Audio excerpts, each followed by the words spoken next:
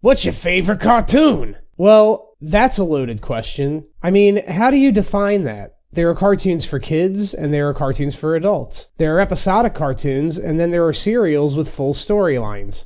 Some cartoons are meant to be funny, some are meant to be action, and some are even meant to be poignant and sad. There is still an argument to this day on whether or not you should count anime as cartoons. Alright, plebe, what's your favorite cartoon you grew up with? Well, that's a loaded question. Are we counting the cartoons that are about kids? Are we counting cartoons about superheroes? Are we counting... Okay, you fucking plebia! At least tell me your favorite Nicktoon! Oh, I can answer that one. Alright, just take it easy, fella. There's no talking me out of it, big man. I'm gonna do it! I'm gonna drop the big one! Just calm down and think about what you're doing here. Think about what? I'm a pigeon, for corn's sake. I got nothing else to live for. Just gaze into my nipples of the future, and you'll see that you're wrong.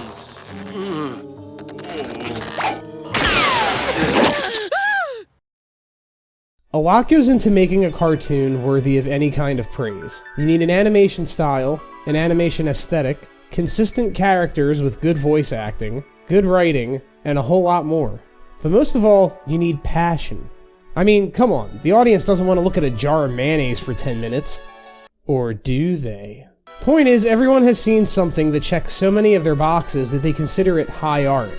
A thing that is perfect, or almost perfect. And for me, a cartoon that I consider among the highest of high art is Rocko's Modern Life.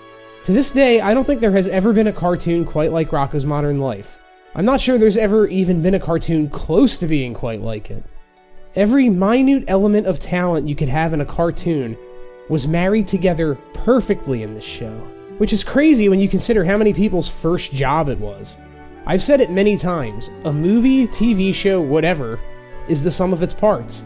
For something to be a masterpiece, the parts have to work fluidly. Nobody wants to drive a car with the best safety features around, but the AC is broken. Well, Rocko is definitely the sum of its many, many amazing parts. And the result is a show that transcended all of its peers, some of which were also really good, and also transcended the ages of its audience. I'm willing to bet many of you grew up with this show and really liked it, then watched it again as an adult and liked it even more.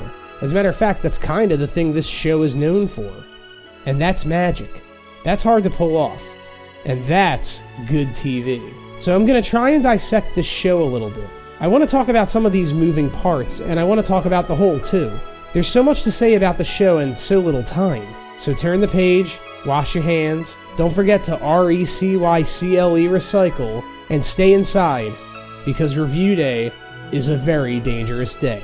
This is a review and recommendation of my favorite Nicktoon, and indeed one of my favorite cartoons of all time, Rocko's Modern Life. The early 90s saw the dawn of the Nicktoons, established kids channel Nickelodeon's first foray into original animated content. And it was fucking weird. The first three Nicktoons were Rugrats, Doug, and Ren and Stimpy. Three shows that could not have been more different from each other. Rugrats was a show about babies that was pretty much for young children. Doug is a show I still really like, but its target demographic was middle schoolers. And Ren and Stimpy was for depraved psychopaths. Rugrats was in the same programming block as Ren and Stimpy. Think about that. This channel had almost no quality control during this era, and so it's only fitting that when Rocko's Modern Life aired, it too felt different. Rocko's Modern Life was created by Joe Murray, who got the idea for the character from seeing a wallaby at the zoo just standing there, oblivious to the chaos around him. Rocko started life as a comic before Nick asked Joe to convert it into a cartoon. Joe had never worked in TV before, but decided to give it a shot after seeing the chances Nick was taking on other edgy shows. Joe made it a point to select writers that hadn't worked heavily in animation before. His goal was to make each episode of Rocko as non-formulaic as possible. Some of the writers included Steve Hillenburg, Doug Lawrence, who also voiced Filbert, George Maestri, Martin Olson, and Jeff Swampy Marsh. The animation in Rocko is colorful and full of style. I'm especially fond of the way the houses look in this show. They're all warped and the lines are all curved, giving them a cartoony, almost alive feel. They even look warped on the inside. And the voice acting. What are you doing, number 13? I haven't authorized you to exit this bus! I know this is a bold statement, but I think Rocko has my favorite voice acting of any cartoon. The voices are so distinct and bounce off each other flawlessly. You had Carlos Alazraqui as Rocko in his first role, Tom Kenny as Heifer in his first role, Dr. Lawrence as Filbert, and my personal favorite, Charlie Adler, as both Ed and Bev Bighead. Of these 4 main voices, only Charlie Adler was seasoned at this point. And every time the Bigheads have a conversation, he's talking with himself. Wouldn't be the last time that happened. It really is a surprise to read about how many of these cast and crew members got their start on the show, considering how beautifully it turned out. But I guess that was the point. If the goal was to make Rocko's Modern Life feel completely unique, mission accomplished. Oh, and after the first season, Joe Murray got the B-52s to sing the theme song. That's pretty cool. But what is Rocko's Modern Life about? This is Rocko. Rocko is a wallaby who finds himself in absurd and surreal situations, but ones with a tinge of real-life frustration in them. A normal day in Rocko's life can suddenly and without warning become a very dangerous day. However, I'd like to point out that unlike this guy, Rocko does have his moments, scoring a happy ending in most episodes. Rocko is awkward and neurotic, but mostly very relatable. His dog Spunky is the absolute dumbest dog in probably the history of animation. Spunky loves mops. Like, a lot. Rocko's best friend is Heifer Wolf, a selfish, dumb, gluttonous steer. Heifer's vices and whimsies are often the catalysts for entire episodes. Rocko's other friend is Filbert, a nerdy, moody, germophobic, obsessive-compulsive turtle. Filbert actually is the one character in the show who has a story arc. He gets married and has kids. Rocko's neighbors, and probably my favorite characters, are Ed and Bev Bighead. These 2 toads are a grumpy, middle-aged couple who are absolutely in love with each other, but also sick and tired of each other. Ed is the closest the show has to a main antagonist. He thinks Rocko is annoying, hates his job at Conglommo, and has a strained relationship with his son Ralph. Bev is the dominant personality in the relationship, but is much kinder to Rocko and his friends. She also has some, weird proclivities. Rocko's Modern Life also boasts a really fun supporting cast. There's the Wolves, Heifer's family, who are each great side characters in their own right. There's Ralph Bighead, son of the Bigheads, who is an animator and creator of the Fatheads, which is Rocko and his friend's favorite cartoon. There's Filbert's love interest, Dr. Hutchison, Really Really Big Man, Gladys the Hippo Lady, the Chameleon Brothers, Peaches the Demon, Gordon the Foot, and a whole lot more. As for the episodes themselves, Rocko's Modern Life follows only the bare outline of a continuous story. The most consistent thing in the show is the characters and humor, with some characters' backgrounds occasionally retconned. For example, in the first season, Filbert wasn't a close friend of Rocko.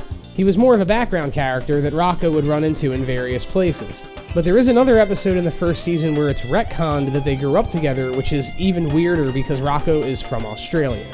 But the show is self-aware of this sometimes. Rocko often loses his job at the comic store just to be working there again in the following episode. But there's one episode where Rocko asks Mr. Smitty, "Are you firing me again?" So the show is aware of its own plot holes. Now for the jokes. This show is famous at this point for its innuendos. There's the Choky Chicken, the Spank the Monkey game, a country called Balzac, in the Jackhammer episode, a sign that says, "Jack all you want." Speaking of which, if you ever see a signpost or anything written on screen in this show, press pause. There will always be a joke hidden in it, without fail. Some of the running jokes in the show get me. Like how Filbert and Hutch always start singing a song when they're alone, but they never get to finish it. Or that Bun Master infomercial that's always on TV. There are also references in this show that most people wouldn't get, even some of the people who were watching as adults when it aired. Which I appreciated because I did get most of them. Anyone here ever watched the movie Marty? Maybe some of you have, but I'm sure most of you haven't even heard of it. This show references fucking Marty. Oh, and Marty is a great movie, you should watch it. It also references You Bet Your Life. Like, are we sure this came out in the 90s? But most of the show is just funny on its own, without much context. I've got a wife and 2 kids to think of, you know. What about them, huh? Don't you remember? A couple of years ago at Granny's, somebody gave a fathead's tubal to the cat. What happened? Well, 19 minutes later, blammo! She exploded. How could you forget that? Who's that? He's joking! Is there a doctor in the house?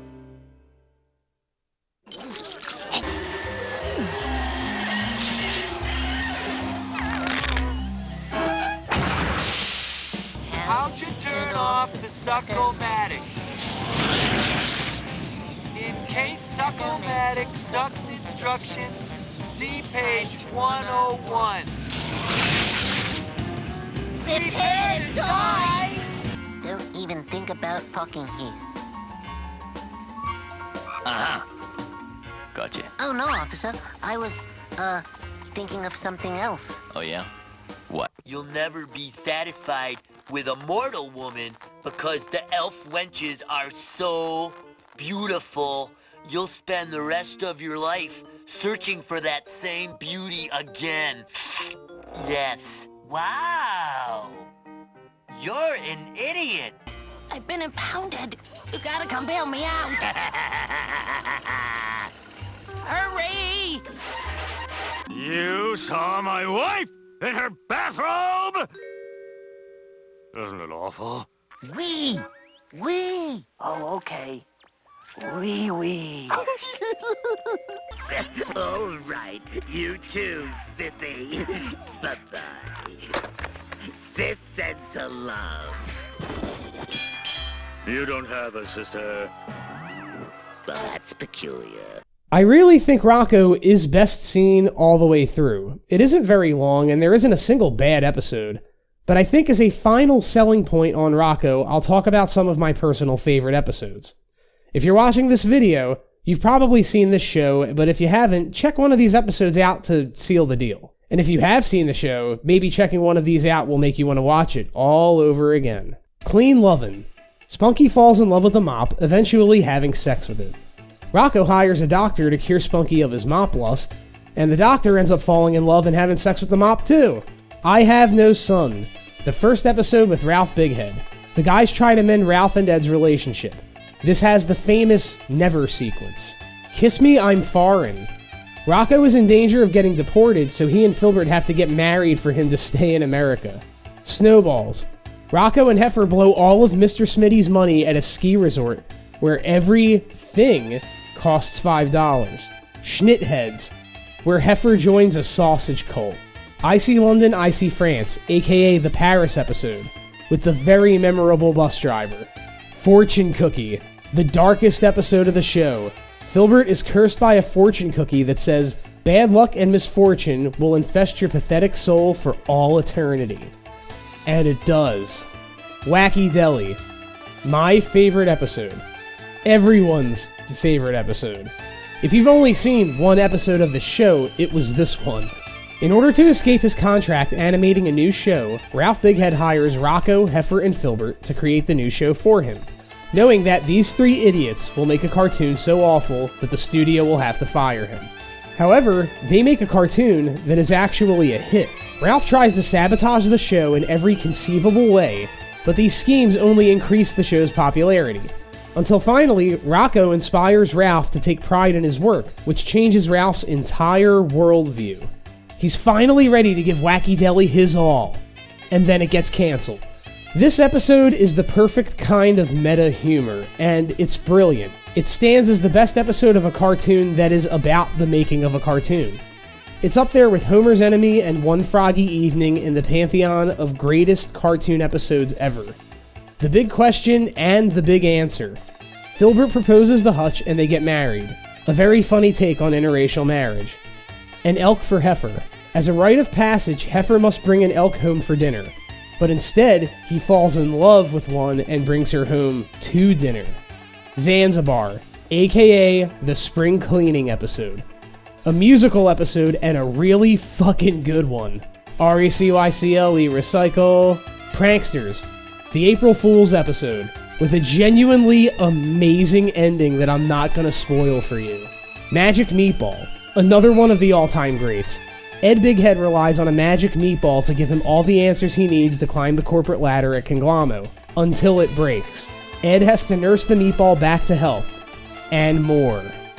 Closet Clown. In this riveting metaphor for closeted homosexuality, Ed, who hates clowns, becomes infatuated with them, until he decides to become one. Driving Miss Wolf.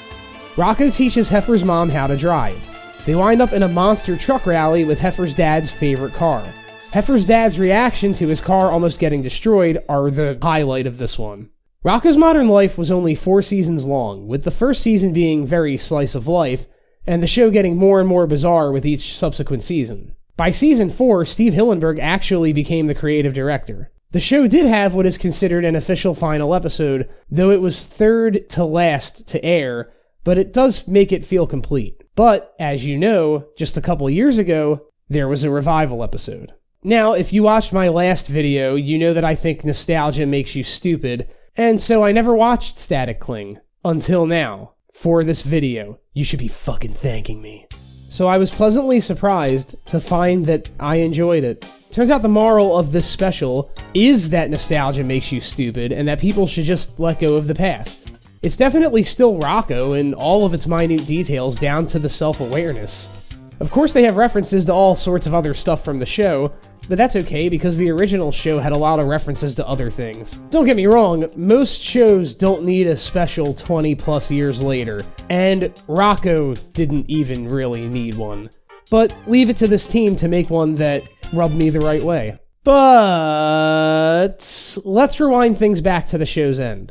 Just about everyone involved with Rocko's Modern Life, including those who got their very first gig on this show, went on to have long, successful careers. Carlos Alazraqui, Tom Kenny, and Charlie Adler are now considered among the greatest voice actors of all time. Joe Merry went on to create Camp Lazlo. Mitch Schuer, the assistant storyboard artist, created The Angry Beavers. Swampy and another writer, Dan Povenmire, created Phineas and Ferb.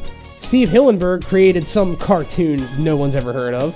Hell, even the chick who voiced Dr. Hutchison went on to create Nurse Jackie. I wasn't expecting that one. So yeah, Rocko's Modern Life was the freaks and geeks of the cartoon industry. Or maybe it's better to compare it to Taxi. Yeah, it's Taxi. Of the reviews I've made so far, this one is nearest to being a true love letter. Because to me, Rocko always stood out. My other favorite Nicktoons had really good things going on, but Rocko's Modern Life was a feat.